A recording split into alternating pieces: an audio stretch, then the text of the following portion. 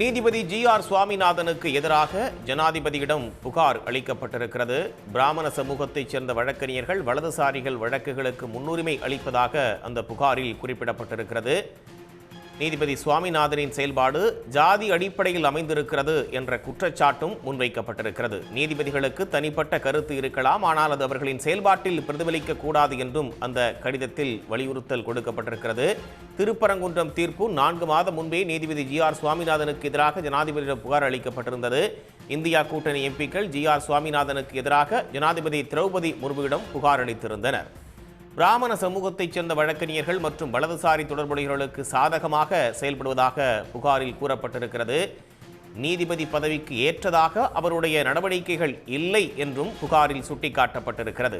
நீதித்துறையின் வெளிப்படைத்தன்மை, பாரபட்சமற்ற மற்றும் மதச்சார்பின்மை செயல்பாட்டுக்கு எதிராக சுவாமிநாதன் நடவடிக்கை இருக்கிறது என்றும், பிராமண சமூகத்தைச் சேர்ந்த வழக்கறிஞர்கள் வலதுசாரிகள் வழக்குகளுக்கு முன்னுரிமை அளிப்பதாகவும் புகாரில் தெரிவிக்கப்பட்டிருக்கிறது. உடனுக்குடன் செய்திகளை தெரிந்து கொள்ள சன் நியூஸ் பெல் ஐகானை கிளிக் பண்ணுங்க.